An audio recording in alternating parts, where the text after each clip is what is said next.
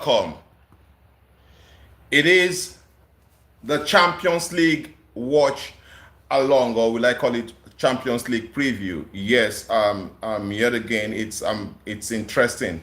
Um, Chelsea at this moment, Chelsea at this moment is Chelsea at this moment is playing 2-2. Chelsea, it's stalemate at for Chelsea at the Qarabag Stadium. Qarabag, Chelsea playing against Qarabag. It is 2-2. Garnacho, Alejandro Garnacho has just equalized for Chelsea FC. Interesting game so far. Just think, the Chelsea game feels like the Chelsea game feels like two amateur teams. That is how it feels. It feels like two amateur teams playing, going against each other. An end-to-end football, lack of quality, lack of good control. The midfield is looks absent in this play. We see people and the Karabakh team is riddled with low quality. The quality is so low. Yeah, that's it. The quality is so low. So guys, I want to use this opportunity to apologize for yesterday. What happened? We were on the verge of ending yesterday's game when the electric situation happened. It became a blackout, but thank God we are back here today. So I want to use this opportunity to say, okay, to everybody who was live with me, who was online with me at the time, I want to use this opportunity to say I'm sorry about what happened yesterday, and today we can have a better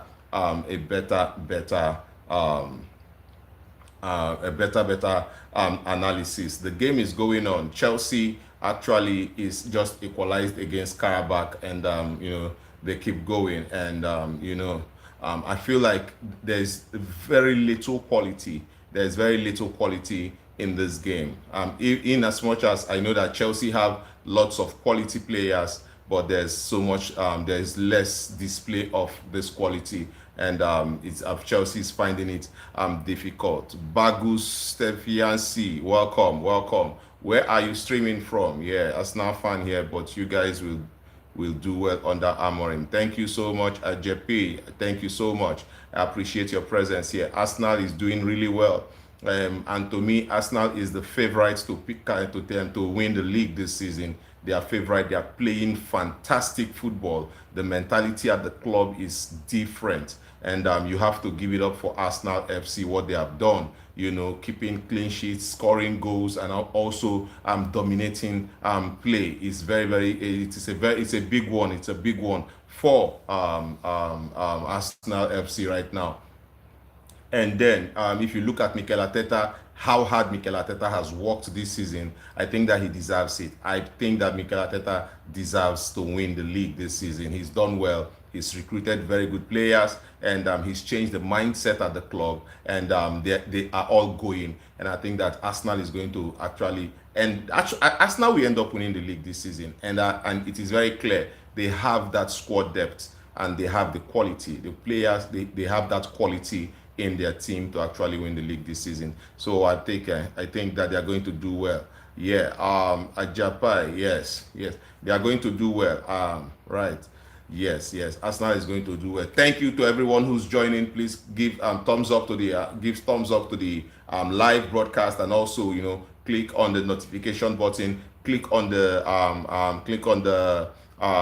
subscribe button. If you're just seeing my face, we are going to be analyzing this game together. Yes, this Chelsea Karabakh game, and then we would analyze. We will also analyze what's it called? We will analyze the Manchester City and Dortmund game. So right now the game is the game between Chelsea and Karabakh is a stalemate. It is 2-2. Right. Yeah. Thank you so much, Ajapai. Thank you so much. The game is 2-2 against between Chelsea and Karabakh. But then in this game, I think that it is the quality is low. The quality in this game is low. I know that Chelsea have quality players, but then when you look at how this game is going, you just cannot help. Chelsea should be riding this team over, but somehow they are struggling against Karabakh, and it is actually very, very it's not looking good actually. Estevao has what I'm seeing. Estevao has to work so hard, but then at the end of the day, there is little quality in the final third for Chelsea. Yes, there's little quality, and I don't think Liam Delap is doing so much as a striker in this game. I've been watching him ever since Chelsea bought Liam Delap. I don't know. I just feel like he's yet to come in.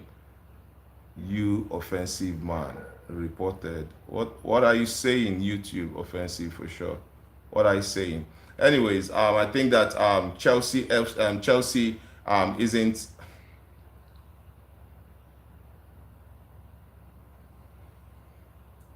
All right, so you can go. All right. I think Liam Delap is not. I don't think Liam Delap is giving me that level, that quality as he's not. Liam Delap is not giving me that.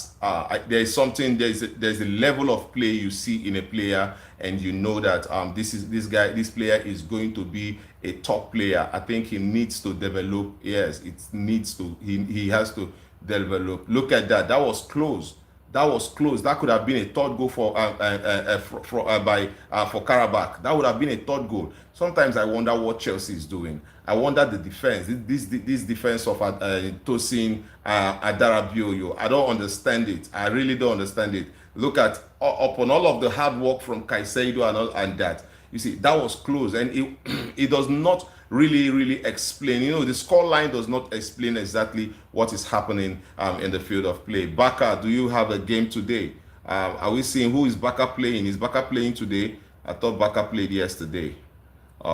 Ajax, Galatasaray, Benfica playing Bayern Leverkusen, and Club Brugge, Barcelona. Barcelona will be playing Club Brugge today. I think that Barcelona has everything that they need to actually get the win over Club Brugge. Barcelona will be playing away, so I think that they have everything that they need to beat Club Brugge. Yes, in today's Champions League game, I think that they are going to do everything to win that game. They had advantage towards the home game. Listen, I don't think that home or away matters in football. I'm going to tell you that the only difference between the home and the away is the fans. The pitches are mostly the same, and it's usually the fans. That's it. I think the fans are the only different thing here. And I always say this, yeah. If you are a good team and you go to places like Qarabag, you're supposed to get a win there. I still think that Chelsea will win this game. I still believe that Chelsea will go ahead and win this game. But the question is, or what I'm trying to say is this: is that there is no quality in this game. I'm not seeing Chelsea put together coherent passes. They are not being able to move properly, and all of their passes most of the times looks inaccurate or without ambition, and that is something I'm seeing here. And I don't think that I don't just get it, because I think this team has that quality. I think this team has that quality to get to win this game. I believe so. But then it is football, and with football anything can happen. There are days where you don't turn up. Look at it. Look at it. I think that I just believe that Chelsea is going to, at the end of the day, win the game. But the quality here, I wouldn't say that, but it could be that after he gets the ball. No, I don't think Liam Delap is top striker for me. I don't think so. I think he's good enough to be a backup striker if he has to play with the likes of Mbappe, if he has to play with the likes of Mbappe, if he has to play with the likes of Erling Haaland, if he has to play with the likes of what's his name, Lewandowski. I think that Liam Delap would be a good backup striker, but being the main striker, I don't think that he is a let-out finisher. I don't think he's a let-out finisher, and I think that he has to learn a lot about his game. And look at how Garnacho gave the ball away the team were in the attack, in the ascendancy, and Garnacho gives the ball away. Sometimes these are the things I talk about. when the players actually most sometimes make you feel like they don't deserve to play for the team, because you cannot be that complacent all the time. Yes, Garnacho scored a goal in this game. Garnacho has scored a goal in this game, but I'm going to tell you this: character-wise, Garnacho does disservice to himself. I'm going to say that Garnacho does a huge disservice to himself. I'm going to tell you that he's quite a good player. He can run with the ball. He can put in those he can play those shots. But Garnacho cannot be that type of a player that would hold the game by a strap of his neck and actually get something.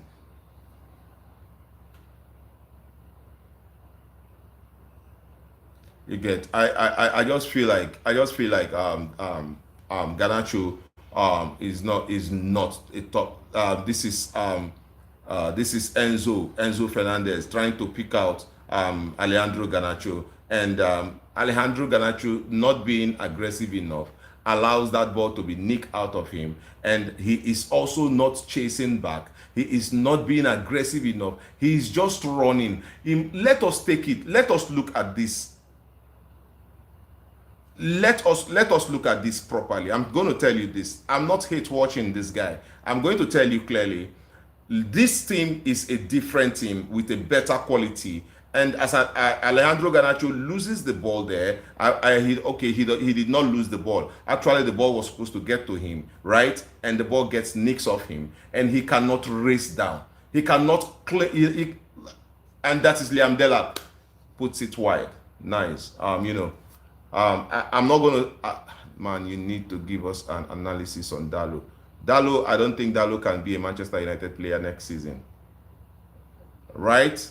I don't think Dalot would be a Manchester United player next season. We all understand that Dalot is a good team player.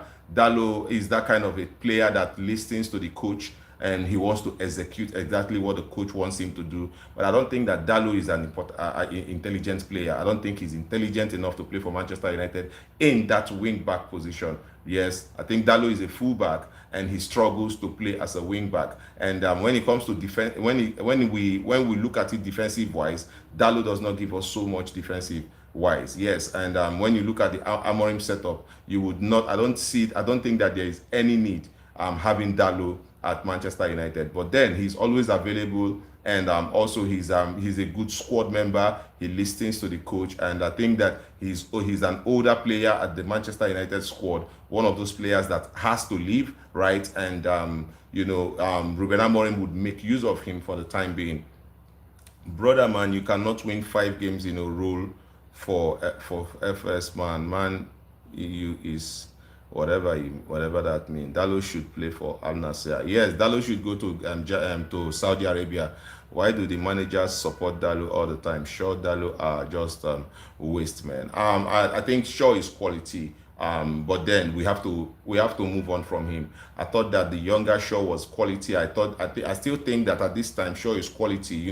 Form is what we have to deal with, but class, is permanent. And I think that Shaw is a class player. I would not take that away from him. Shaw gives us a lot if he has to go forward in the attack. The few times Shaw has been fit and played for Manchester United, I think that he's giving us. I think that he's done well for us. Anyways, I have some news for you.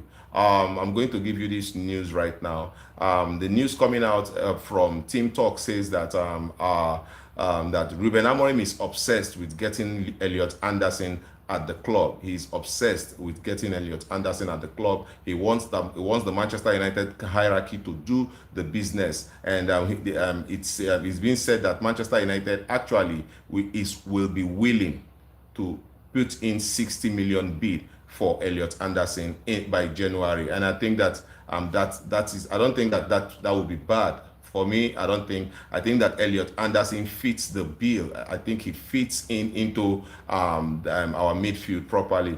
Shaw is old now. That's for a fact. You cannot argue that. Shaw is old now. Shaw cannot give us the energy we actually expected of him the first time we got him from Southampton. and we are sure he's not going to give us that energy. But then we need that experience because we do not have somebody else in that position. Also, I'm going to give you another news. Yeah, Manchester United coach and the physiotherapists and the doctors, they think that it is better for Lisandro Martinez to join Argentina in the international break.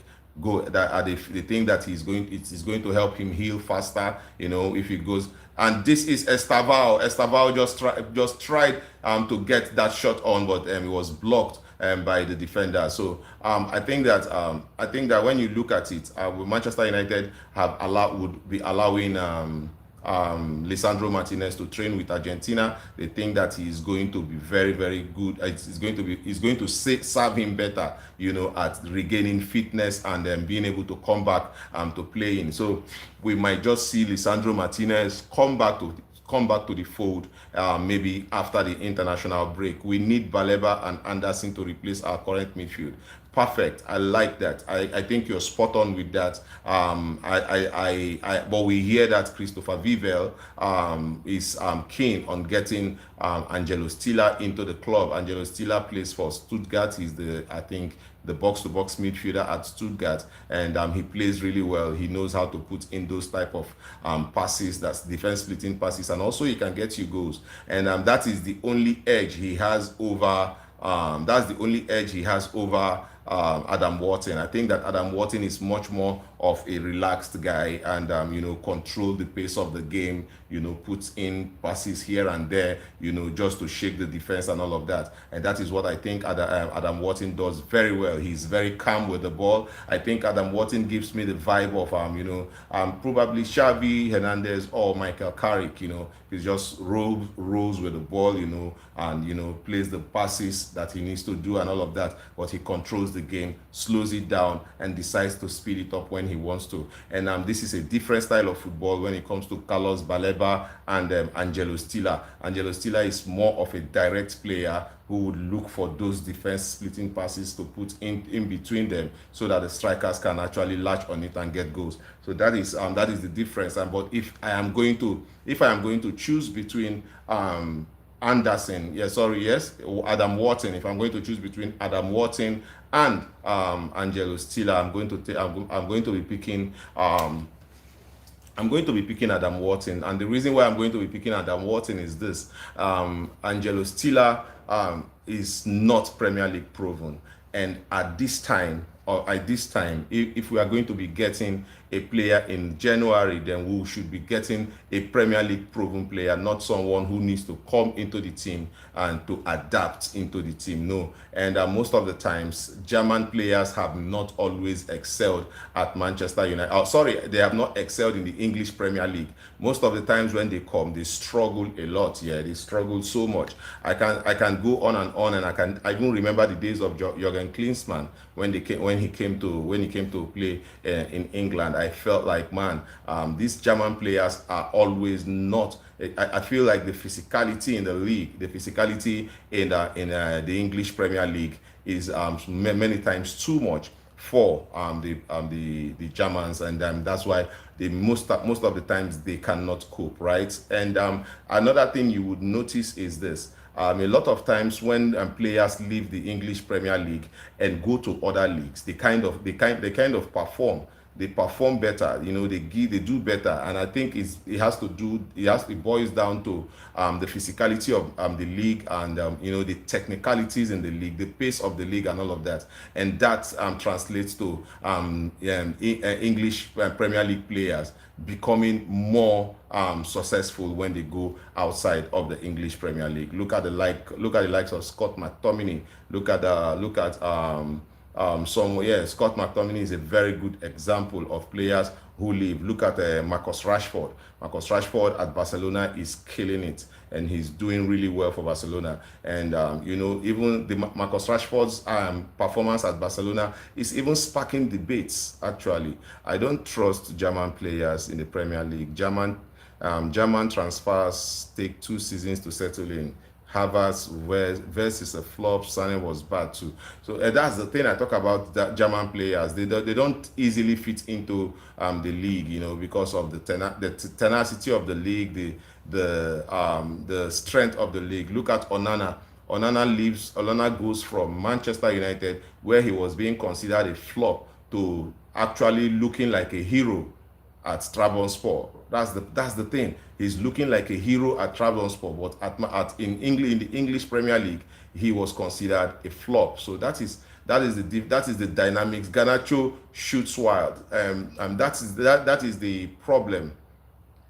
Man, you elder, good evening, sir. I missed you, bro. Thank God. Yeah. Oh, you Mayor, my G. Mayor, my G. It's nice meeting you. It's nice having you here, Mayor. It's nice having you here. How are you? How are you? What's been going on? How's your day, man? It's the Champions League night. Chelsea is drawing to Qarabag.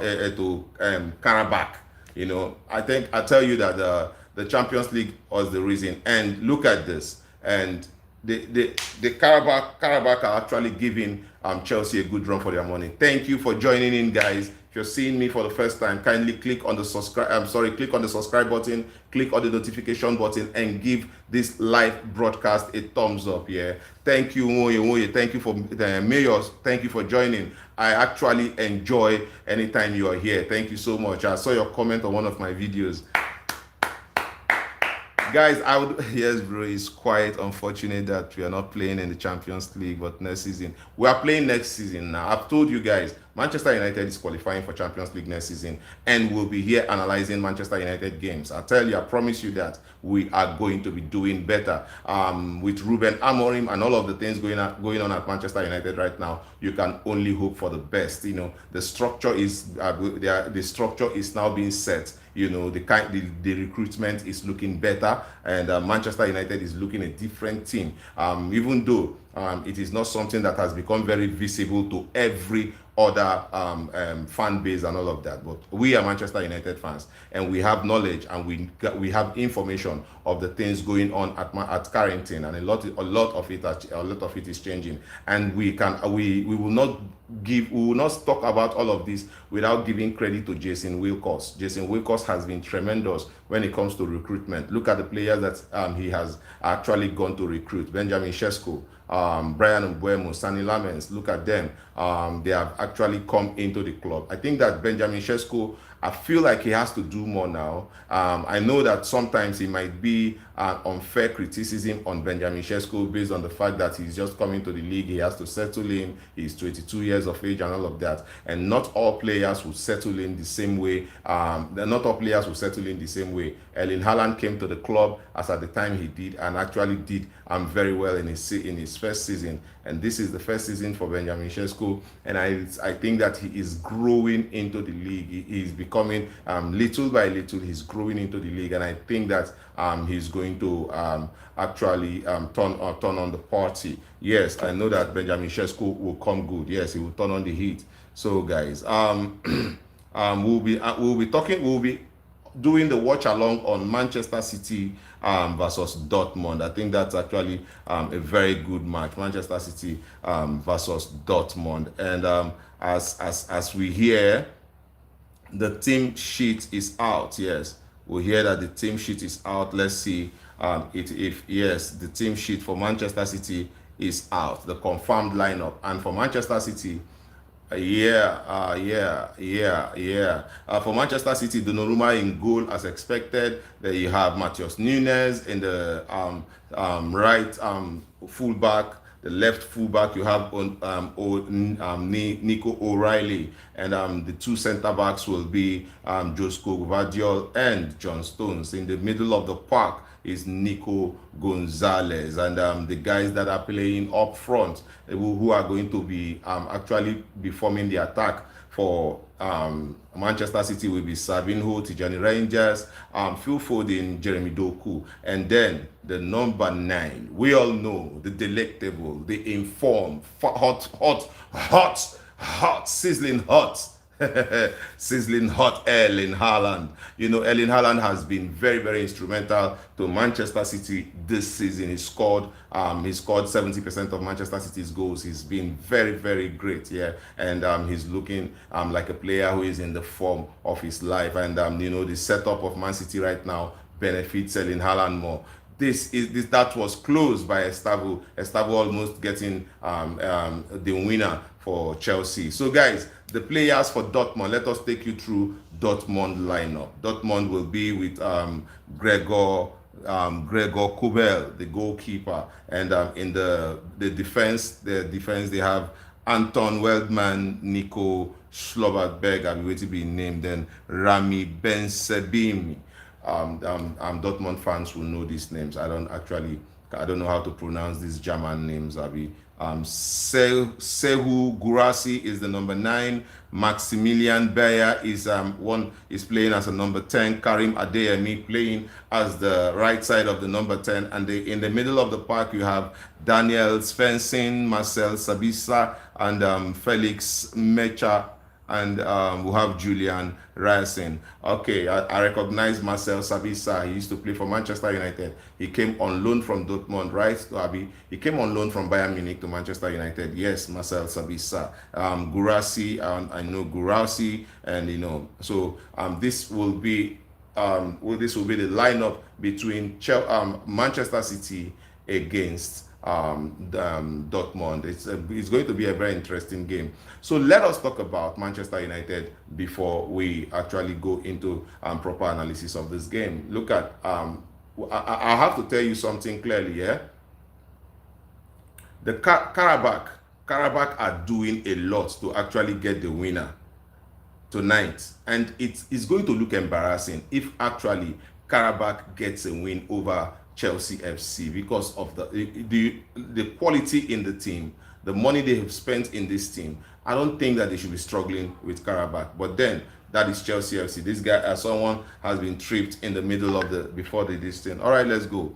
Moye says Shesko's position is awesome, but he needs gym and work on his fitness and stamina because Premier League is more aggressive. I think that these are things he knows. I think he knows that. I think Shesko knows that he has to work. Chelsea is in on goal and just they've cleared it. See, I think he knows that, right? I think he knows that. Shesko knows that his main priority as a striker is to score goals. That is his main priority. He's playing really well. I think Shesko is far better than Rasmus Højlund. I believe so. I've seen Shesko play. I think his positioning, I think his link-up play, his aerial duels, he's strong enough to win these balls. And I love how he connects with the wingers. You know, I love that he does it really well. This is something we saw Rasmus Højlund struggle. He struggled so much to do, but you know, Shesko is actually playing like a very good number 9. A shot and wow, it goes wide. That would have been a fantastic goal. Fantastic goal for bro Nanonte. So, but guys, I think that Benjamin Shesko is an upgrade to Rasmus Højlund. Rasmus Højlund has scored how many goals for Napoli? 4. Now we'll never hear anything from him again until he scores 1 goal now. Or the media will be all about Rasmus Højlund and how Manchester United is killing the career of players. Rasmus has gone, he has played for his country and he's played for Napoli. He's been playing since. So as a matter of fact, yesterday Napoli played goalless draw. Rasmus was there, he played no goal, but then in one of those games he pops up and scores a goal, and then Manchester United is being reminded that they let one person go. I think that Ruben Amorim has not made a mistake in letting any player. All of the players he let go, I thought it was justified that he let these players go. And I feel like it is very, very important for Manchester United fans to always be behind their manager. This is the most important thing you could do as a fan. I don't understand why as a fan you be against your manager because your manager decides to tell you that, okay, this player ain't good enough to play in the system, and then you're getting upset. I don't understand those things, but then it is what it is. You know, yes, Shesko positioning is good. I think Shesko is a better player than Rasmus Højlund. I think Shesko links up well, plays beautiful football. I want the thing I think I see about Benjamin Sesko is he has to hit the gym to become stronger and gain more stamina. And also he has to believe in himself better because he has to be scoring goals. He has to be scoring goals. And that is the priority. That is the number one priority of a striker. Score goals. And he had an assist the other time. He should be at Leipzig. At Leipzig. I saw him score beautiful wordies, outside the 18-yard box, putting in those incredible shots. I have not seen that at Manchester United. I don't know if it's a result of confidence or I don't know, but I think that he should actually be looking at upping his game and doing more. That is what I think that Benjamin Sesko should be doing at this time. He's spent a little while at the club. Yes, he's played. Manchester United has played 10 games. Yeah, and I think that he should become more confident. Exactly. He scores with both feet. He takes very good shots with both feet. So when I see him do all of those things, I just feel like he needs that confidence. I think Benjamin Sesko needs that confidence. He needs somebody to create that aura in him, make him believe again, make him believe in himself, let him know, this whole idea of the Premier League is physical. I don't think we should be selling it to these players whenever they are coming to England, because I think that somehow it makes them kind of jittery or scared or expect that kind of negative mindset, create some form of negativity around them because they be like, okay, this is hard, this is going to be hard. But then we have to let them know that you can scale through, you can play through. After all, football is football and it's the ground leather game. If the faster you play the ball, the lesser opportunity that the opponent has or will have to even get close to you. So I think that Manchester United should Ruben Amorim, Bruno Fernandes, I think they should be able to boost the ego of Benjamin Sesko. I think that would be very, very important for him going forward. So thank you guys for joining. If you're joining this live stream for the first time or you're seeing this live stream for the first time, kindly click on the subscribe button, click on the notification button and give this live stream a thumbs up so that we could get to a lot more audience while we discuss the game. It is the 89th minute of the Chelsea QARABAG game and it is still 2-2 and the game is looking like a game that would end in a stalemate, and I would be disappointed. I'll be disappointed if I'm a Chelsea fan that this game is ending in a stalemate. Chelsea have the quality to actually beat this team, and I don't see the quality in this team because they kind of create lots of chances, but it feels like a secondary school team because they cannot even do anything. They get to Chelsea's. If it was a better team playing Chelsea, they will beat Chelsea today. Yes, a better team playing this Chelsea team will beat them. There is. I don't think I can even recognize a clear pattern of play with what Chelsea is doing, and it's just annoying. It's not. I don't think. I don't think so. That's a free kick. I don't think so. So guys, I still think that maybe Chelsea can get this one. It is 5 minutes added, 5 minutes extra time for Chelsea against QARABAG. 5 minutes extra time, and we are going to see if Chelsea might just be able to get a win in the closing stages of this game. So guys, if you have any question you want to ask, let us interact. Let us talk about it. Have you heard that Manchester United is very keen on getting the services of Elliot Anderson? As a matter of fact, it is being reported that Ruben Amorim is obsessed with getting Elliot Anderson to Manchester United. He's actually obsessed. He wants the guy with immediate effect. He does not want to waste time, and I think this is a brilliant thing. If Manchester United can be able to get in Elliot Anderson in January, then I will tell you that we are going to be witnessing another Sir Alex Ferguson, because this is something I loved about Sir Alex Ferguson. He did not mess around signings. if he once he identifies a player that is beneficial to him, he's going for that player. He's not messing around. He's not even talking about it. He just goes for the player. Since he played with both feet, that guy is a complete striker. We just need to exercise patience with him. He'll come good. I also trust him. Yeah. Listen, before we brought in Benjamin Sesko, there was this rumor that we were going for Victor Gyökeres. It was there that we were going for Victor Gyökeres, and it was also there that we were going for one player like that in Saudi and all of that. It got me really pissed because I wondered why a club like Manchester United will see a player like Benjamin Sesko there and decide to go for all of these other players. And also, I thought that Garnacho tries to get the winner, but then the ball, the goalkeeper saves the ball. Nice one from the goalkeeper. A very, very fantastic save, actually. Really, really good play from Garnacho, but then a fantastic save from the goalkeeper. And let us go ahead and talk about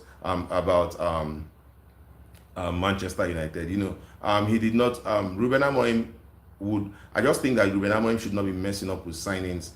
He should identify the players early, and I think that they should go early for these players, because it is very, very important that we get in those players that will come in and play. You see, mindset is a very important part of Manchester United, and this is what Jason Wilcox have said. Mindset is very, very important. And what is going on here? What is going on here? All right. The Chelsea. I think this guy what's their name? QARABAG was trying to actually go at Chelsea on the counter, and this is what I talk about strikers. Look at Liam Delap making a run and then stopping halfway, and now the attack has ended and they have to recycle the ball. Estevao is doing very well in this game. I think that Estevao he worked really hard in this game. I think so. Estevao really worked, and I thought that Enzo actually did not play to his best in this game.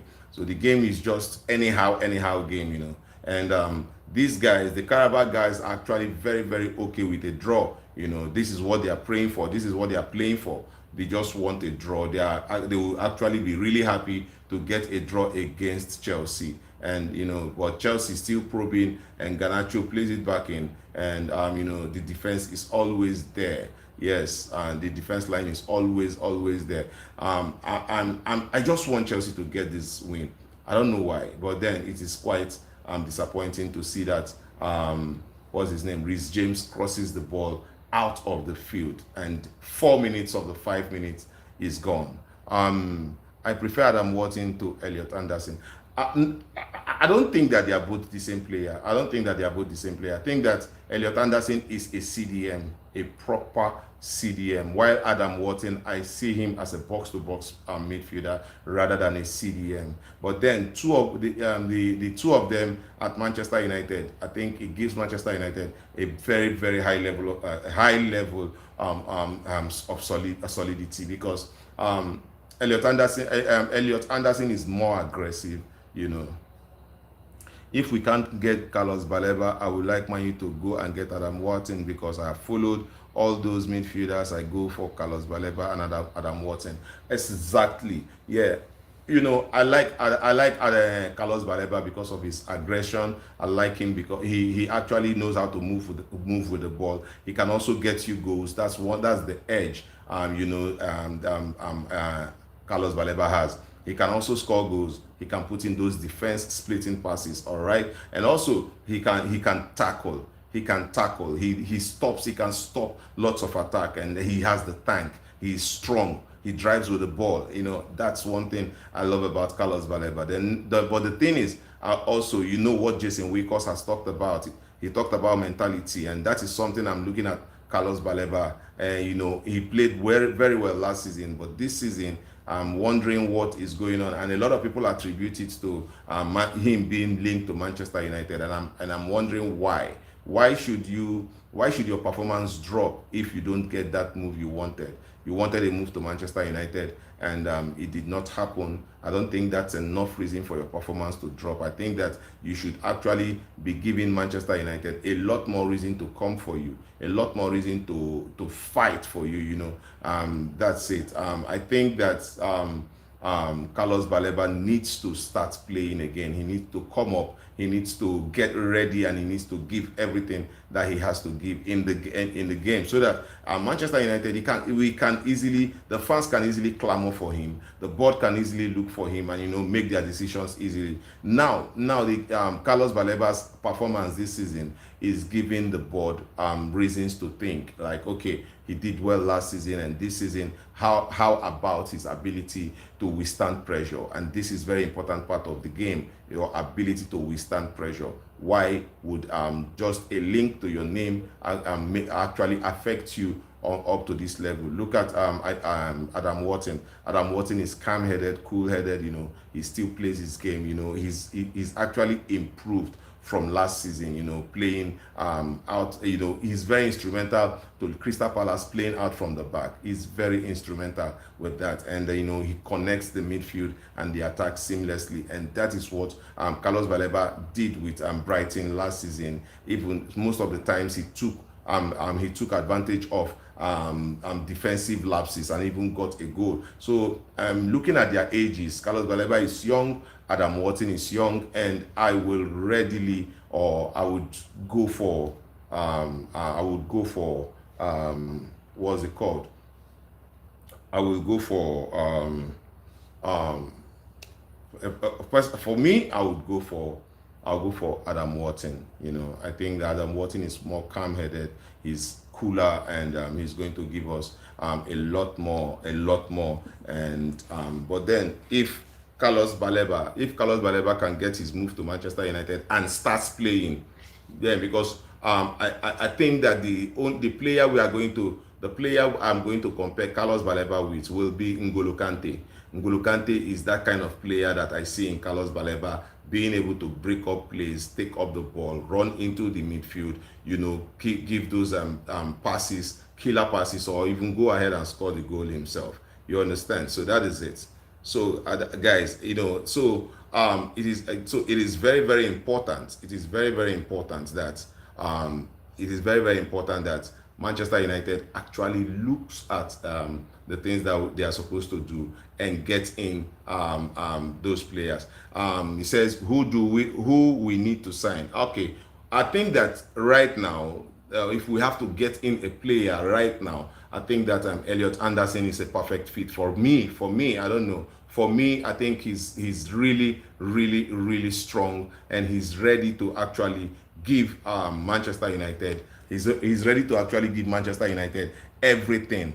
He's ready to give Manchester United everything. He's very good. I think Elliot Anderson is very good with tackles. He can get you real tackles. He can win the ball. He can drive with the ball, and that is why I think that we can go for. I think we need to get Victor Moses. Who is Victor Moses? Anyways, the Nigerian player, right? And Vincent Enyama. Okay, and those are Victor Moses is a Nigerian legend actually, and Enyama too. Enyama is a very, very important part of the Super Eagles. When he was a player for Super Eagles, he was very, very important. He was really good, and he played. He actually made Messi think. So I love them. I love Enyama. I also like Victor Moses so much. This guy says Man United need a player like Fabian Ruiz, a box crashing midfielder, also quality in the final third. Yes, Fabian Ruiz is actually like you described him, a box crashing midfielder, and that's it. That's actually a very, very important part of the game. I think that we also have that in. I think we are also going to get that in a player like Carlos Baleba. I think so. A box crashing midfielder. I think we are going to get that in Carlos Baleba. I know that Fabian Ruiz is stylish, I know, but then I think that I think that Adam Wharton is not far off. I think that Adam Wharton is not far off Fabian Ruiz, and I just don't think that he's far off. And as a Manchester United player, I personally would prefer to have Adam Watson and Elliot Anderson at the club. If you're seeing my face for the first time, thank you for joining this the broadcast. Thank you for joining the channel. Please give the broadcast a thumbs up so that we can get to reach other people. And also, you can click on the subscribe button. Click on the subscribe button. Click on the notification button. Everything about Manchester United is being discussed here, and we are discussing everything about the Champions League, football, and the Premier League on this channel. So I would appreciate that you give this channel a thumbs up, give the broadcast a thumbs up, click on the subscribe button, click on the notification button. It is important that we get to 2,000 subscribers. As a family, we are doing very, very well. And also, you have to note that if you are a member of the fan channel, if you are a member, if you become a true fan of this channel, you have a lot of gifts, you have a lot of goodies coming your way. So thank you so much. Okay, I don't want Man U to make mistake in transfer this winter. I want players that will come straight into our first 11 and start balling immediately. I still maintain my stand, Carlos Baleba or Adam Watson. I love your stand, and I'll tell you something, Mayor, I'll tell you something. If we get a player like Adam Watson or a player like Carlos Baleba, they are going to be instant hits. So we don't need foreign players. I'm going to tell you, this is one of the secrets of Alex Ferguson. We don't need foreign players, because we don't need players who are balling in Germany, balling in Spain, or balling in France. We actually need players in England who can deal with the rigors of English football, come into the team and help us so that they can be instant hits. We cannot be waiting to go and buy one Zidane from Italy and come to Manchester United, come to England and be waiting for him to start adapting. No, it's not. We cannot. We don't have the time. You know, we are investing lots of money into the club. Ineos wants to invest, and they are ready to buy players. This is what Jason Wilcox has said. He's come out to make it clear. We want to buy players. We have to invest in the squad, and all of that would cost money. And we cannot be investing in a squad that we are not going to be seeing instant results, because Manchester United would not want to be, a lot of fans would not want to be waiting for the next 10, 15 years for us to build a team. If you are building a team, let us build a team now. Let us get in players. There are fantastic players in the league. We have really good players in the league. Alex Ferguson, this was what he did. He brought in players from the league and he made them better players. Look at Nicky Butt. Nicky Butt came from the academy. I think David Beckham too. And then we had players like Michael Carrick who came from other teams, you know, and all of that. Paul Scholes was a graduate of Manchester United. I think also Ryan Giggs was a graduate of Manchester, Gary Neville and all of that. But the thing is this, clearly, we need English players, Premier League proven players to come in and, you know, give us, look at what what's his name, Brian Mbeumo and Matheus Cunha, they are doing at the club right now. This is an example, a very clear example. Look at what they give to Manchester United. They are not missing it. They are coming in. They are playing brilliant football. They are adapting. They are moving. You can see that they are not. We don't have to explain to them this is how the speed is or this is how the body movements are. We don't have to explain all of these things to them. We know that these guys know these things already, and this is why we need to get Premier League proven midfielders. And I stand with you, Mayor. Baleba, I think is good, but then I would prefer Watson. I will prefer Watson because, you see, mentality is key for me. Mentality is a very, very important key for me. Yes, we have to pay extra for English players. If we have to pay, we have to pay. We've been paying loads of money to foreign players. Yes, we've been paying loads of money to foreign players who has come in and have not given us anything, right? So if we have to pay extra money for English players, then so be it, right? We have to, yes. If we have to actually pay extra money to get in English players at the club, then so be it. Let us pay the money and get it. Because I'll tell you, Manchester United is the biggest brand of football, right?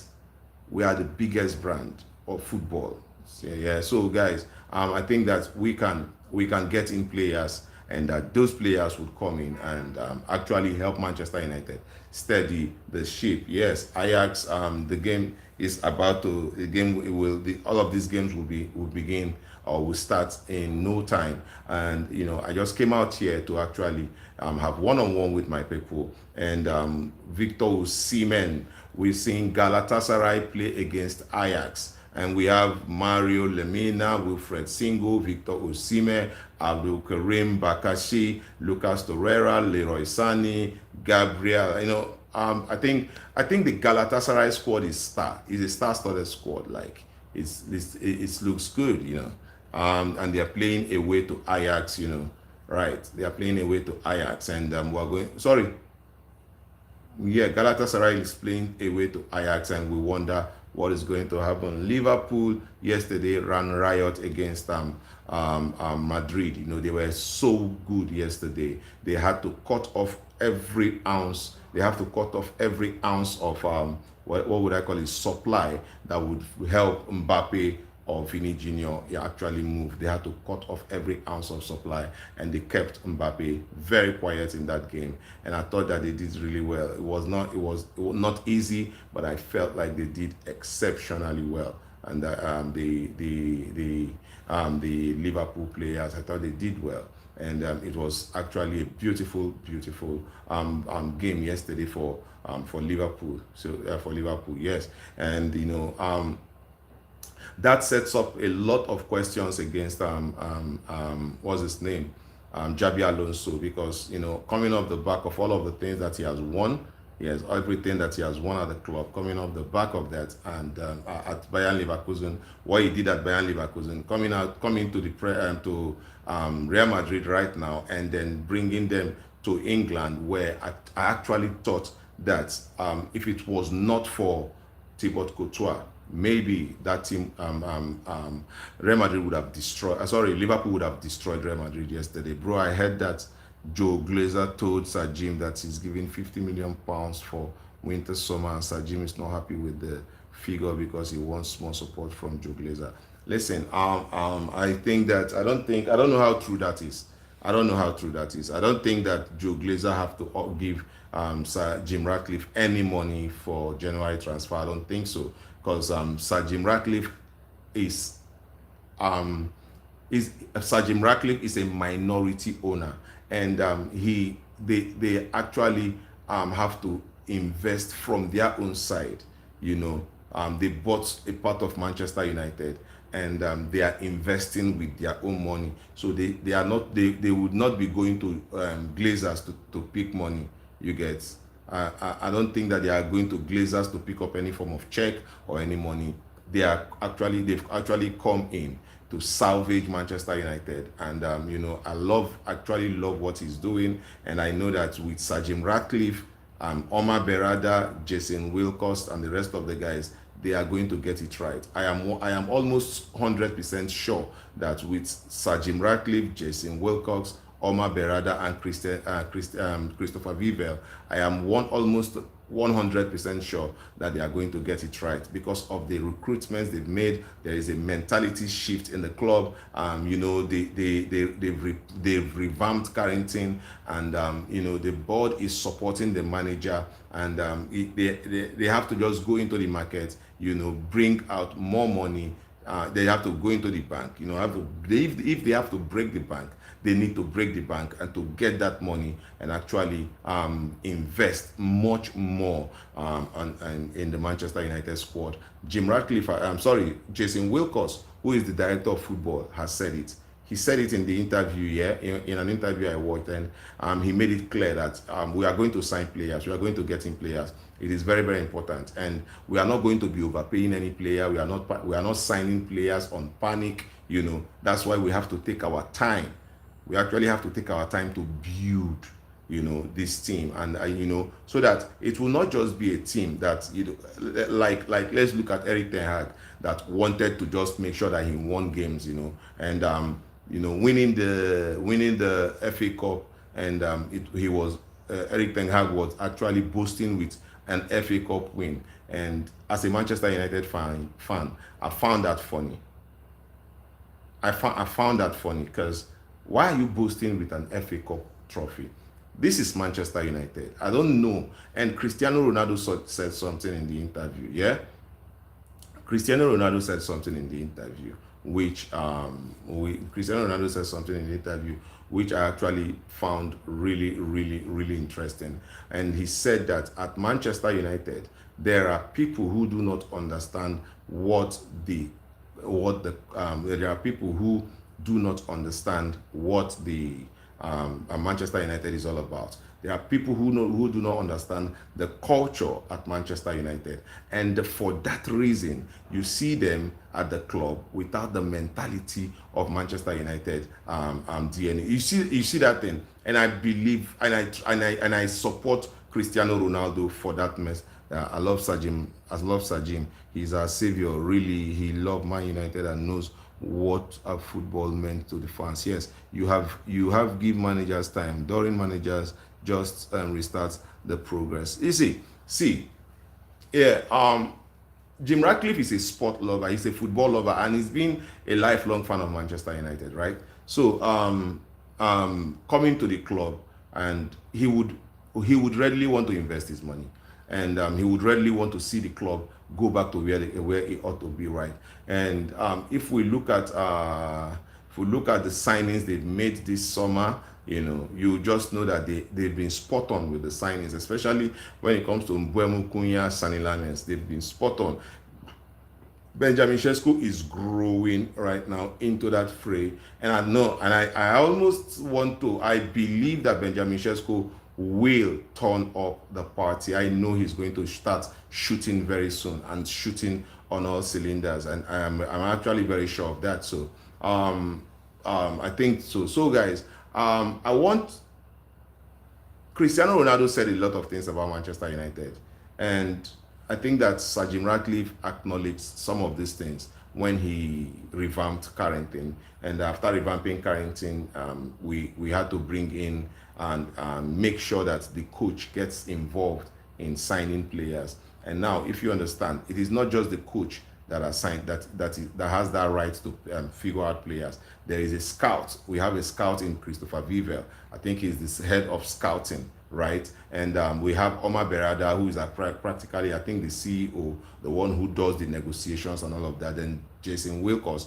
is the director of football at the club. If you see these three guys, they are working hand in hand with Sir Jim Ratcliffe, who obviously is the managing director, the MD, the one who has to bring out and sign all of the monies in. So when we look at all of that, you know that these people are football people who are ready to actually walk around what we have and take Manchester United from where we are sitting to the place we ought to be. It's going to be really interesting this weekend if we actually get a win over Tottenham. I know something. I know Ruben Amorim for sure. There's something I know about Ruben Amorim. I've seen Ruben Amorim turn up in big games. I am not very confident that we can go ahead. We can go to the Tottenham Hotspur Stadium and win games. I'm not very, very confident of that.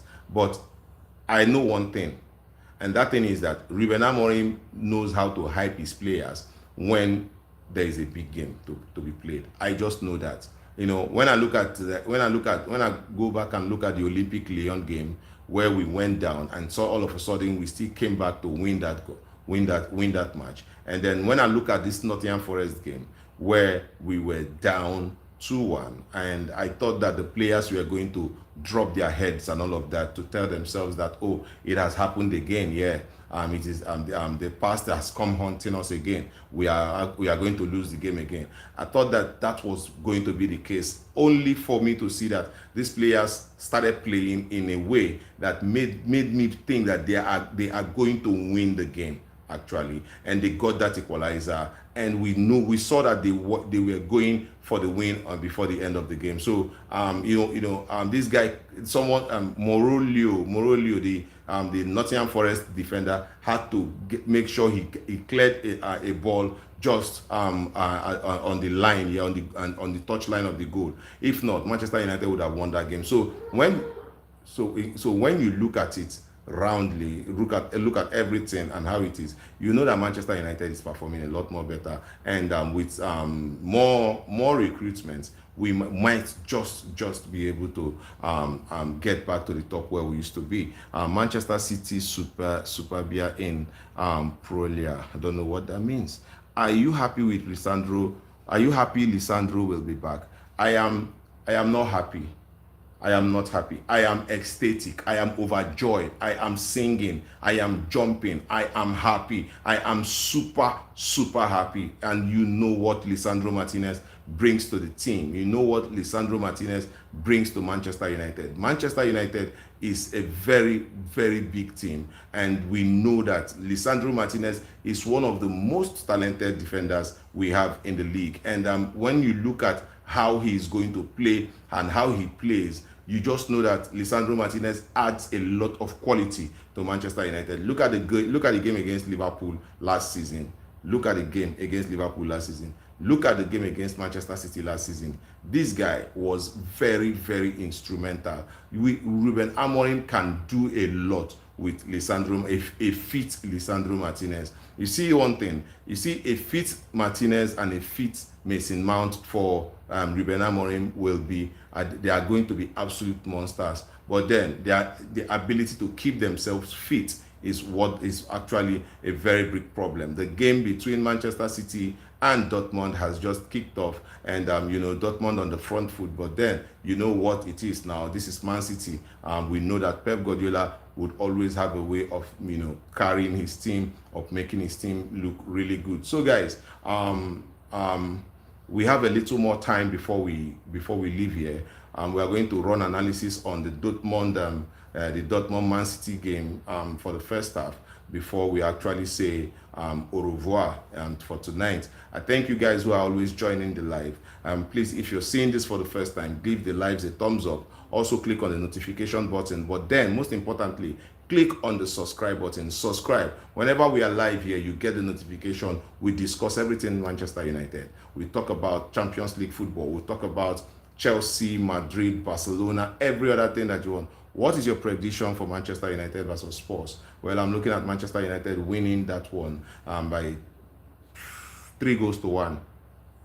Yes, I think 3-1. Manchester United have a lot of work to do because Spurs have some really fast players, and Mickey van der Ven, you know, Mohamed Kudus, you know, they have really fast players, Spurs, and we have to be very wary of their style of play, you know. But I think that at the Tottenham Hotspur Stadium, Manchester United can get a 3-1 win over there. We've done it against Man City. You know, we can do it. You know, we can do it. We've won against Man City at Etihad. We've beaten Liverpool at Anfield. So we can also beat Tottenham Hotspur at the Hotspur Stadium. We can. There is nothing impossible to be that. There is nothing impossible. Football is a game everywhere. So that is my prediction, guys. We can win. You know what is okay? That's my prediction. We can actually win that game. You know, when we look at this game between Dortmund and the game between Dortmund and Man City, Dortmund is away to the Etihad Stadium, and they are looking quite comfortable in the early minutes of this game. You know, playing their passes very well, trying to make sure that they make the field very big, so that they can actually have those wingers running for them. Guirassy is there. Guirassy, we know the quality of Guirassy and what he can do. So guys, you know, it's very important. It's very important for Dortmund to come here and make a statement. You know, we've not had too much of them in recent years, but then it is okay. So guys, your questions, I expect your questions to come in, you know, before we call it a day here. I expect your questions to come in before we call it a day here. It's actually we're actually looking really good. What questions do you have? All right, Dortmund is on the front foot. Every time I look at the screen, I'm seeing Dortmund in the 18-yard box of Man City. Yes, they are always in the Man City half. And as we all have heard, they say long throws are back to football. And is that what we are going to witness right now? I see they are going to throw it. He's going to stone it straight down into. Oh wow, that's what he does. The execution poor, and somehow they are still looking for a way to get into that. Oh wow, and that's a very, very, very, very, very good clearance. But then it's still Dortmund trying to ask more questions. That is Adeyemi with the ball on the left side, crosses it into the path of Guirassy, but then Gvardiol heads it away. And Manchester City looks like a team that wants to counter. Tijani Rangers with the ball, slows a little bit down, looks for a player, and then he passes it to Doku, who has just beat one man, plays a true pass, almost a goal. All right, say hello from Antarctica. Antarctica, how are you guys? How are you from Antarctica? I hope you guys are good. I hope you're doing well. You have any question to ask? This is Man United Elder TV. If you're watching, kindly click the give the live the thumbs up. Also click on the subscribe button. It's very, very important.